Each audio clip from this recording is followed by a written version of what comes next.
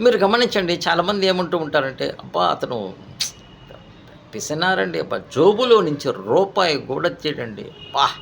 అని అనుకుంటూ ఉంటాం. మరి నువ్వు చూసినప్పుడు అతను రూపాయి డబ్బులు తీయలేదు జోబులో నుంచి అంటే, మరి అతని అవసరాలకి, అతని ఫ్యామిలీకి సంబంధించిన విషయాలకి అతను జోబులో నుంచి తీస్తాడా లేదా?